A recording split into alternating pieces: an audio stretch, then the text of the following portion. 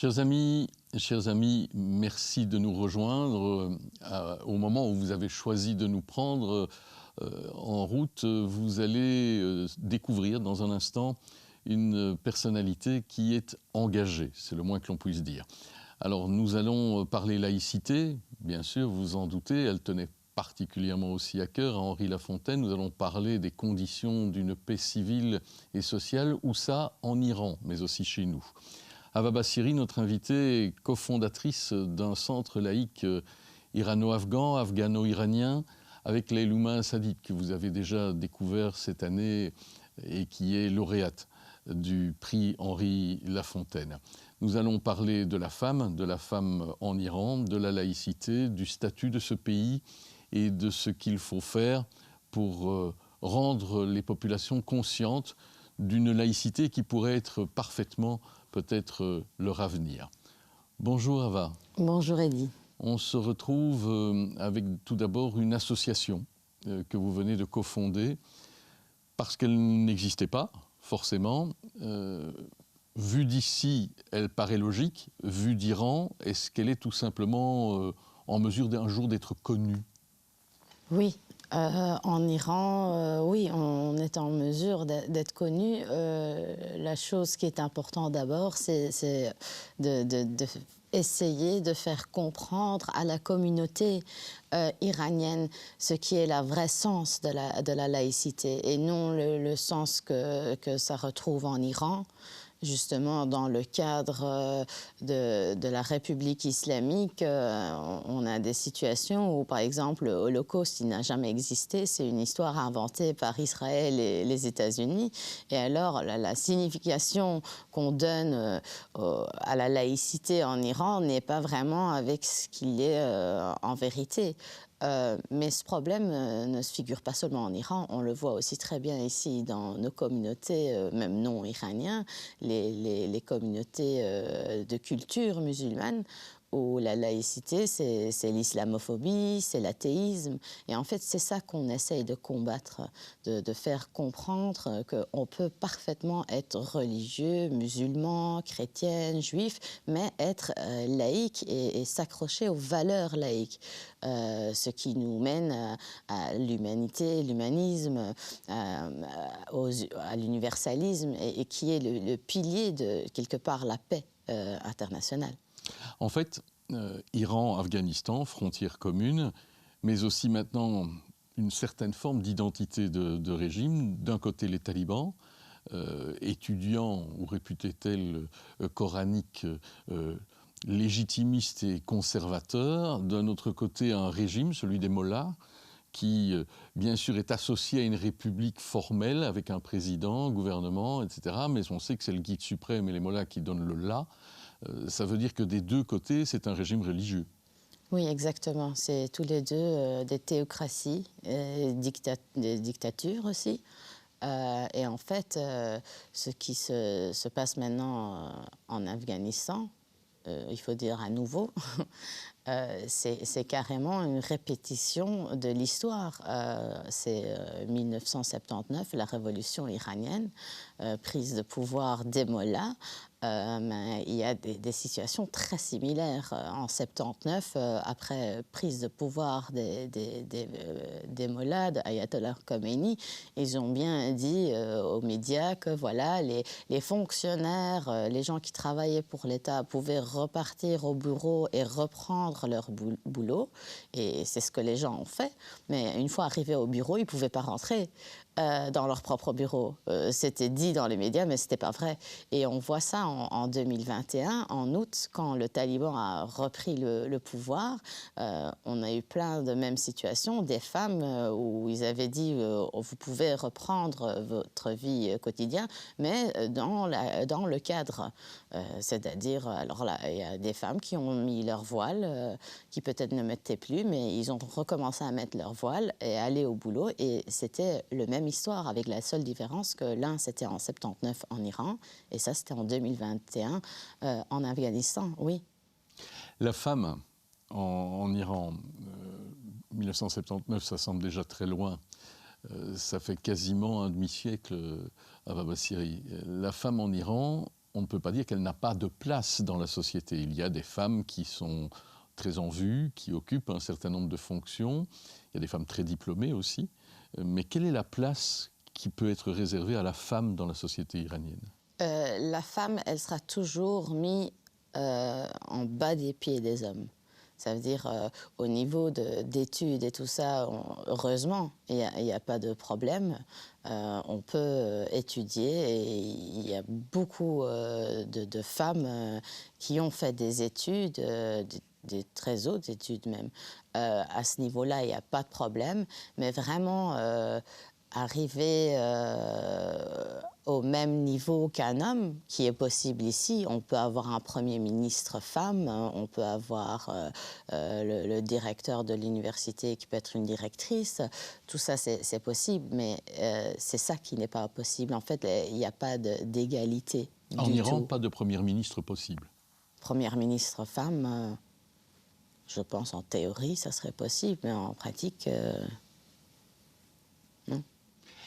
La religion vue par les mollahs, qu'est-ce qu'elle réserve comme place à la femme? La soumission? Oui et non.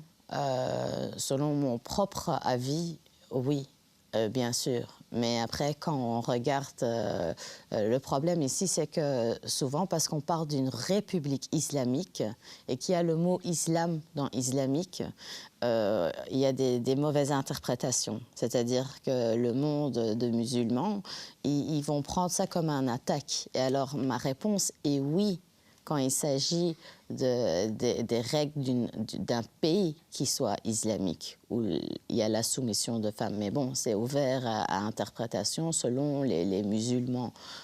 Du coup, ouais. Est-ce qu'il y a des formes d'opposition à cela en Iran? On a vu quand même dans la révolte menée par les femmes après la mort de Mahsa Amini, on a vu des jeunes hommes s'engager aussi dans cette cause. Est-ce que progressivement la jeunesse masculine iranienne voit un autre rôle pour la femme? Oui. Oui, en fait, ça vient de génération à génération. C'est-à-dire en 79, ils ont eu la révolution, ils l'ont très vite regretté. Mais après, il y avait la guerre Iran et Irak et tout le monde mène la guerre pour son propre pays. Et c'est là où la République islamique a ancré. Ils sont restés dans ce pays et ils y sont restés jusqu'à aujourd'hui. Et en fait, le mécontentement du peuple est resté, mais par peur, c'est resté derrière les portes fermées. Et de génération en génération, ces enfants, ils ont grandi en sachant que notre État, c'est pas, c'est pas ce qu'on vaut. On vaut plus que ça. On n'a pas de liberté. Mais c'était derrière les portes fermées. On peut dire que la génération avant celle-ci, c'est des peureux. Parce qu'on sait qu'il y a la peine de mort, il y a les coups de fouet, il y a l'emprisonnement, il y a tellement de choses qui nous arrivent, des portées disparues. J'ai comme ça une amie, depuis 2 ans, son papa est porté disparu et on sait très bien que c'est l'État. On ne sait même pas s'il est en vie ou pas. Et en fait, cette génération-là avait peur. Et c'est la nouvelle génération. Et je pense que quelque part, l'Internet, les réseaux sociaux, TikTok et tout ça, où ils savent voir ce qui se passe dans la vie plus libre, par exemple ici, en Europe, où c'est cette génération-là qui, en fait, ne chope plus. Et le peuple en Iran est beaucoup plus laïque qu'on le pense. Ils sont laïques sans le savoir. Leur mode de vie, la façon de penser des jeunes, ils sont très laïques. Il s'agit plus de religion. Peut-être qu'il y a des religions, mais les jeunes d'aujourd'hui en Iran le prennent plutôt au niveau spirituel et pas au niveau public. Parce que justement, quand c'est au niveau public, dans l'État iranien, c'est l'oppression. Et ils ne veulent pas l'oppression. Donc, en quelque sorte, on peut imaginer une laïcité rétablie sans qu'elle ne soit trop suspecte d'être un agent des États-Unis, de l'Occident, ou réactionnaire, conservateur, que sais-je. On peut imaginer une laïcité contemporaine en Iran. Oui, on peut imaginer ça. En fait, c'est très facile, ou moi-même, je suis sûre de ce que je dis, parce que moi-même, quand je suis rentrée en contact avec le Centre d'action laïque, les gens qu'on a ici dans nos communautés laïques, les centres, les associations laïques, où je me suis dit, mais j'ai jamais entendu ce mot, en fait, laïque. Et j'ai commencé à lire, à chercher sur Internet. Et en fait, de plus en plus, où je rencontrais des gens et je rentrais en contact avec la laïcité, en fait, j'ai compris que toute ma vie, j'avais eu cette éducation laïque et je ne savais même pas. Et je rentrais à la maison à 33, j'avais à ce moment-là 33 ans, je rentrais à la maison en disant à mes parents, mais on est laïque, nous, toute notre famille est laïque. Et je ne le savais même pas. Et c'est ça où je dis, ils sont laïques, mais c'est caché, ils ne se rendent pas encore compte. Le moment où la communauté iranienne comprenne le vrai sens de la laïcité, c'est impossible qu'ils n'adhèrent pas, qu'ils nous rejoignent pas dans ce chemin. Il y a eu évidemment ces mouvements de contestation forts et publics, puis il y a eu bien entendu la répression qui a continué. Encore ici récemment, je voyais une jeune femme condamnée à 76 coups de fouet. C'est terrible. Est-ce que ça veut dire que la révolte est plutôt rentrée à domicile? Oui, la révolte, elle continue.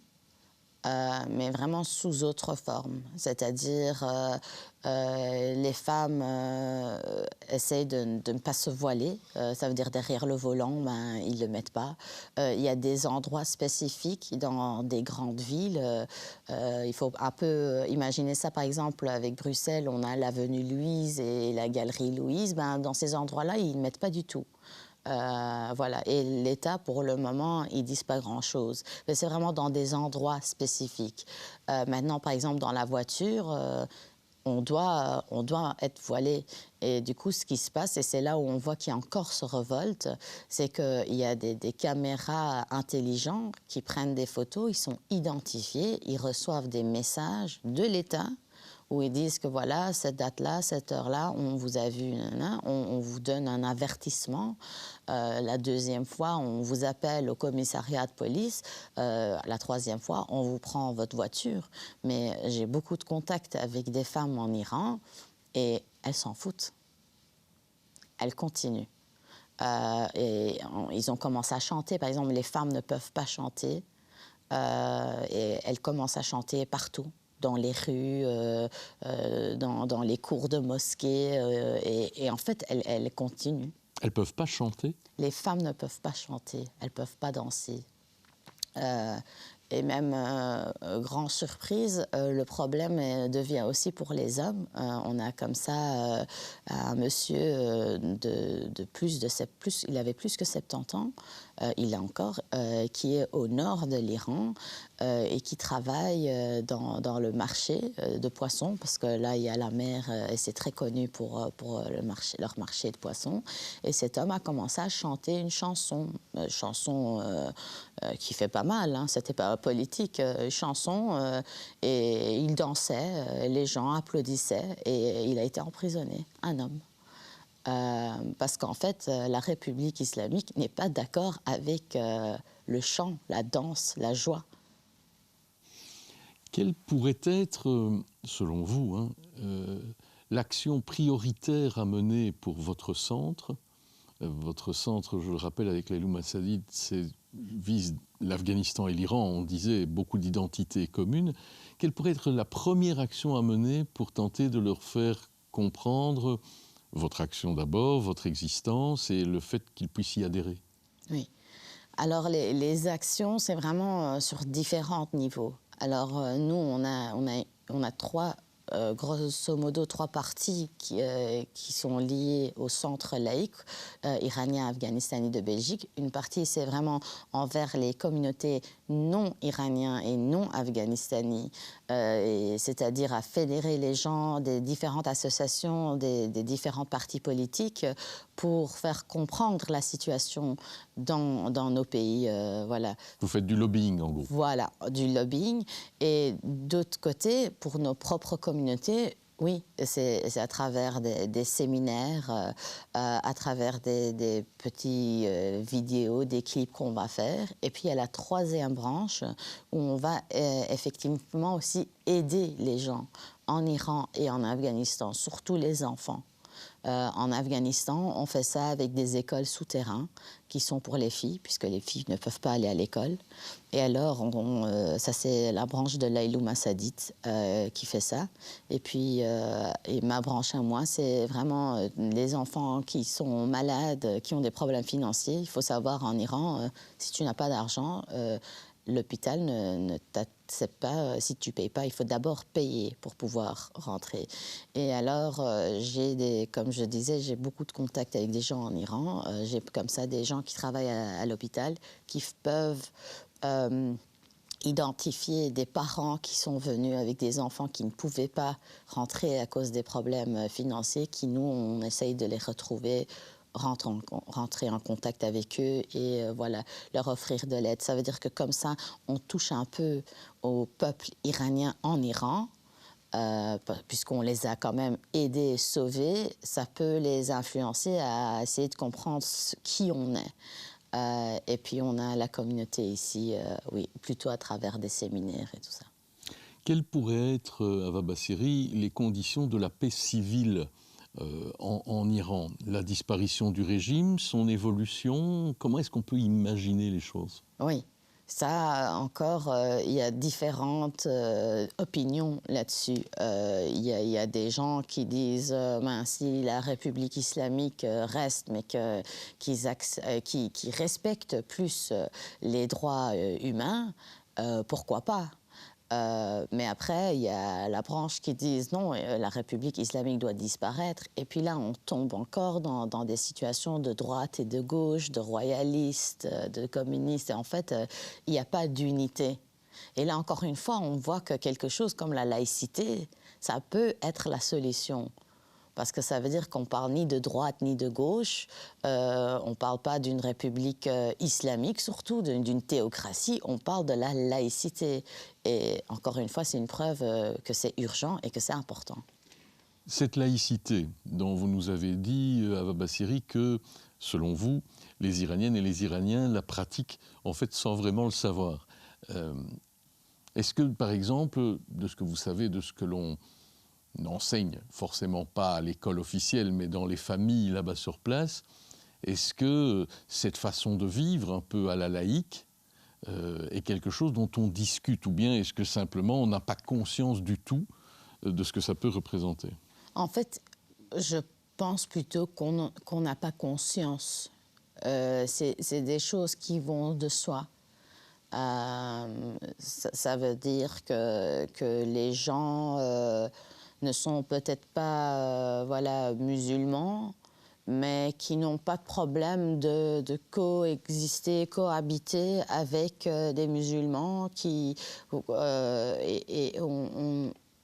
comment dire, on ne met pas de règles, c'est-à-dire on peut avoir une famille où ils ont une fille qui est pratiquante et l'autre qui ne l'est pas. Et ils sont tous en train de cohabiter dans la même maison et ils sont dans l'acceptance de l'autre. Ça veut dire il y a une femme qui est voilée, qui accepte, en fait, qui prend la main de l'autre en disant que mais elle ne veut pas être voilée. Moi, je le veux, mais elle ne veut pas. Elle a le droit de ne pas le vouloir. C'est courant, ça? Oui. Il y a beaucoup quand même aussi qui sont comme ça. Mais je vous dis, c'est plutôt vraiment dans les grandes villes.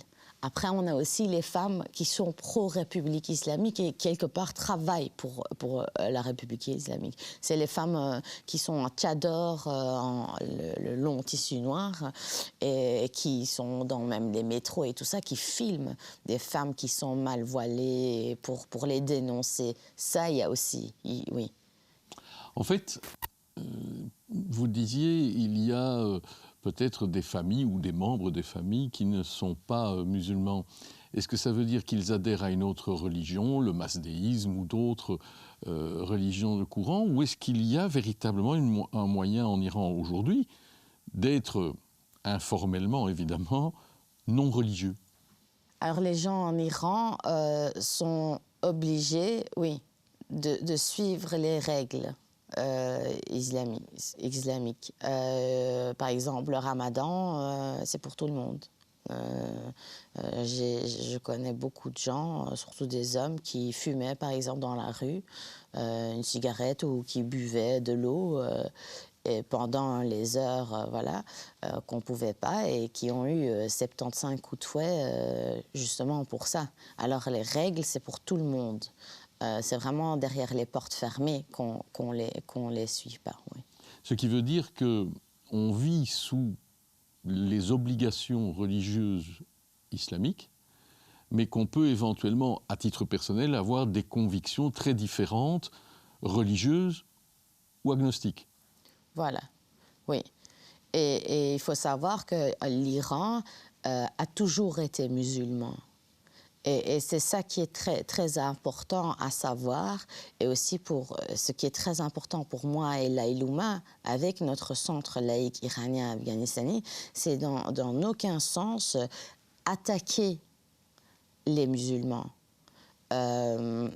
Parce que dans nos pays, Afghanistan c'est encore plus, c'est vraiment des purs musulmans là-bas. En Iran, c'est, on peut dire moitié-moitié, mais quand on regarde, on voit dans l'histoire de notre pays, ça a toujours été des musulmans. Et du coup, nous, on veut, avec le centre laïque, essayer de justement... Parce que ce qu'on voit aujourd'hui comme problème dans le monde, la communauté laïque, c'est justement cette étiquette qu'on nous donne d'islamophobie. Alors, pour pouvoir justement démontrer ça, et combattre ce truc qui est injuste, parce qu'on est tout sauf islamophobe, c'est justement d'aller dans le cœur des musulmans. Si demain, avec le centre laïque iranien, afghanistani, on a une femme musulmane qui est voilée et qui est quand même d'accord qu'en tant que voilée, qu'elle n'a pas sa place dans les fonctions publiques, ça peut beaucoup aider au monde laïque, justement en face des musulmans, parce qu'il y aura des autres musulmans, des autres femmes voilées qui vont dire, mais en fait, cette femme, elle est musulmane, elle est voilée, mais elle s'adhère, et elle est aussi dans les tables rondes, elle est aussi dans des émissions comme ça. Ça veut dire on nous accepte, mais c'est quoi alors la laïcité si on nous accepte? Parce que jusqu'à aujourd'hui, je pensais qu'on ne nous acceptait pas. Et c'est là où on peut justement commencer à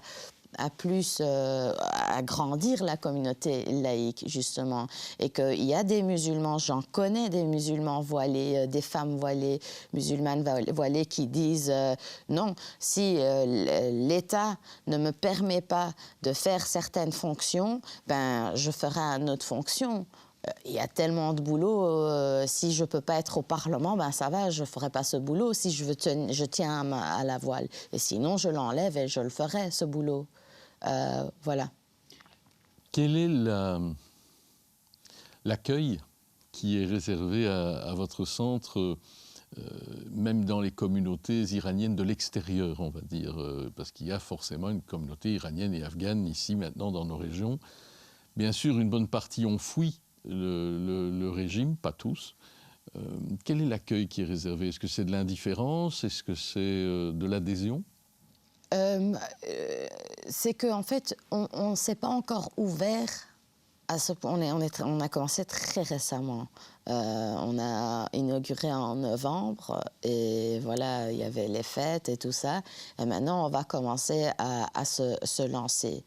Et on espère que, voilà, mais je pense que quelque part, tout dépend de nous-mêmes, de comment on se comporte, comment on les attire. Et pour la communauté iranienne, par exemple, il faut qu'on leur fait comprendre qu'on n'est pas là au niveau politique, c'est-à-dire on n'est pas une partie politique. Parce que maintenant, avec ce que la communauté iranienne veut pour le futur de l'Iran, il y a beaucoup voilà, de disputes, de problèmes. Comme je l'avais dit tout à l'heure, il y a les gauches, les droites, voilà, ils ne s'entendent pas. Et sortir comme ça en tant que le centre laïque, ça peut les faire peur en disant encore une partie avec qui on doit se combattre pour un futur en Iran. Et je pense pour la communauté iranienne, le premier pas, c'est de faire comprendre qu'en fait, nous, on n'est pas là pour être une partie politique pour un futur en Iran. Nous, on est là pour toute la communauté iranienne, en Belgique, en dehors de la Belgique, en Iran, en dehors de l'Iran. Et c'est vraiment pour ce sens de la laïcité, peu importe leur vision politique, peu importe leur vision religieuse. En fait, parmi les outils, vous l'avez dit tout à l'heure, la jeunesse, l'actuelle génération en Iran, peut-être en Afghanistan aussi, avec peut-être plus de difficultés encore, la jeunesse est très branchée sur le web, les réseaux, etc. Mais jusqu'à quel point allez-vous pouvoir utiliser ces réseaux? J'imagine quand même que le régime les contrôle d'une manière ou d'une autre. Oui. Le régime le contrôle, c'est-à-dire maintenant en Iran, on a comment on dit, c'est des applications qui cassent les filtres qu'il y a sur Internet et ils savent voir ce qu'on met.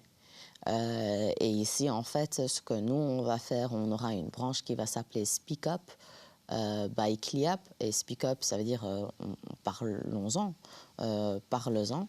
Et en fait, on va faire parler des femmes issues de la diversité, mais de partout dans le monde, qui parlent d'un événement, d'un traumatisme, d'une expérience qui est due au gouvernement du pays dont ils vivaient, ou leurs partenaires, ou parents, ou leur culture, éducation, peu importe, mais ce qu'ils ont vécu, qui est voilà, une violence contre une femme.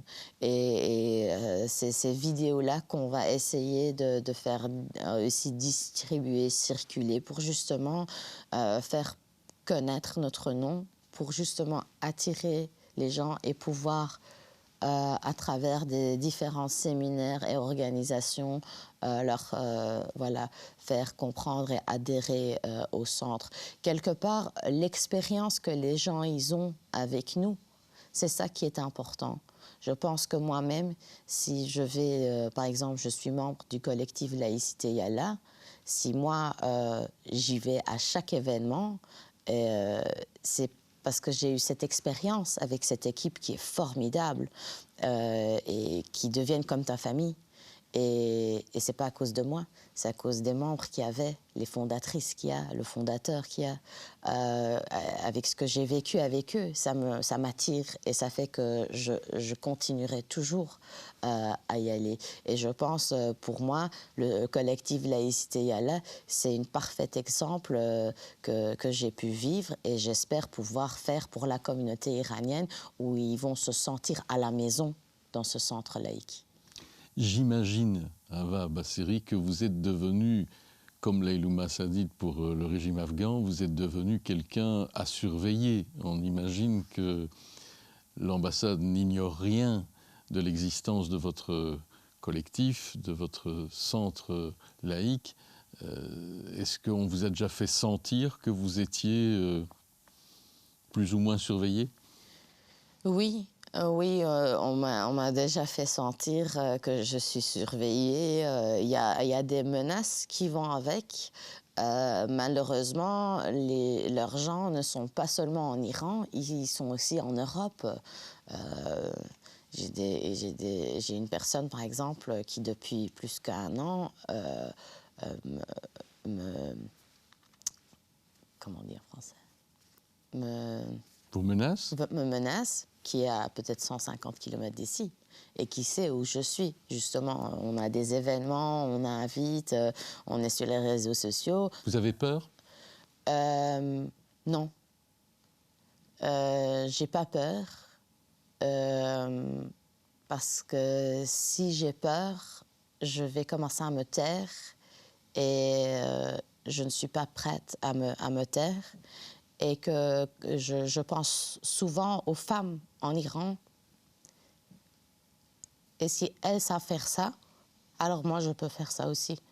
Parce que c'est comparé à ce qu'eux, ils ont fait et qu'ils continuent à faire, c'est rien ce que je fais. Oui. Comment est-ce que votre famille réagit en disant « Ava, tu es imprudente » ? Oui, je pense que mon père, il a un peu plus peur. Ma maman, une femme iranienne, elle est très fière, bien sûr. Aussi parce que le fait que je ne suis même pas née en Iran, que je suis née en Belgique et moi, voilà, je suis un peu les deux. Je suis peut-être de caractère un peu plus belge. J'étais éduquée à la façon belge. J'avais une marraine belge, voilà, une petite flamande, et qui a commencé à s'intéresser à l'Iran quand j'avais 15-16 ans, où j'ai commencé à avoir des amis iraniens. Et d'aller jusque maintenant, de franchir ce pas où non, il y a nombre de fois où je me suis dit, en fait, je vais aller en Iran. C'est mieux, on peut se combattre là-bas, la laïcité, on peut aller là-bas, c'est mieux. Ou on me dit, mais enfin, tu vas arriver à l'aéroport et tu iras en prison. Voilà, oui, ils sont fiers. Est-ce que aujourd'hui vous avez suffisamment d'appui ici, ou est-ce que ça aussi, ça reste à construire de la part des autorités, de la part des autres associations? Est-ce que vous avez un appel à lancer? Oui, oui, de l'aide. On a, en fait, jusque maintenant, tous les événements qu'on fait, c'est vraiment, ça sort de nos propres poches. Ça veut dire que, voilà, on fait le compte, ce qu'on a besoin pour les factures à la maison, pour, voilà, payer notre vie, notre quotidien, et le reste, c'est l'activisme. Moi, depuis 15 mois que j'ai commencé, moi, je prenais l'avion au moins 3-4 fois par an. Depuis, j'ai pu voyager parce que pour moi, c'est un choix. Et ça sort de notre poche maintenant. Heureusement, il y a quelques jours, on a reçu une somme qui, là, je dois dire heureusement et pas malheureusement, cet argent n'est pas pour nous. En fait, c'est de un à un, c'est prouvé que cet argent va aller aux enfants et on doit prouver que chaque centime a été dépensé pour ces enfants en Afghanistan et en Iran. Du coup, cet argent, ça rentre, mais ça va sortir et ça ne nous aidera pas à faire justement les séminaires. Maintenant, heureusement, en Belgique, on m'a expliqué que l'État nous offre quand même de l'aide et voilà, on espère pouvoir avoir ça. Mais les donations sont toujours le bienvenu pour justement nous aider à créer des meilleurs événements, oui. Une dernière question, Ava Bassiri. Vous vous donnez combien de temps pour mesurer l'impact de votre action? Je me donne combien de temps? Combien de temps pensez-vous tenir pour pouvoir mesurer les premiers effets en Iran de votre action? En Iran, je pense pas, personnellement, je pense pas qu'une action venant de moi et Laylouma Sadit en Belgique peut avoir un effet gigantesque demain en Iran. Ça, je ne pense pas. Parce qu'il faut savoir que dans le monde entier, on a beaucoup d'Iraniens. Au Canada, États-Unis, Angleterre, Allemagne, Australie, vraiment dans le monde entier. Et il y a beaucoup de Ava, il y a beaucoup de Laylouma, même ici en Belgique. Et je pense que c'est collectivement que ça va se passer. Ça ne serait jamais grâce à moi. ou grâce à l'Aïlouma, ou nous ici en Belgique. Mais j'espère que ce centre laïque iranien afghanistani va peut-être avoir un effet domino partout dans le monde. On va commencer à voir que il y a le même centre laïque iranien afghanistani ensemble, mener le combat ensemble de Belgique, de France, d'Allemagne, et qu'on voit ça agrandir. Et peut-être là, oui, sur quelques années, on espère. Ouais. Alors, on vous fixe le rendez-vous déjà pour refaire le point. On vous souhaite beaucoup de courage et de force et de ténacité. Vous me disiez, hein, le mot-clé pour les femmes en Iran, c'est force. Oui, la force. Alors, on vous la souhaite. Merci beaucoup. Merci. Merci de nous avoir suivis. Pour tout renseignement, n'hésitez pas à prendre contact avec nous. On vous branchera, évidemment, et vous trouverez d'ailleurs ici tous les renseignements nécessaires pour rejoindre éventuellement et aider ce collectif, ce centre laïque irano-afghanistani. Merci.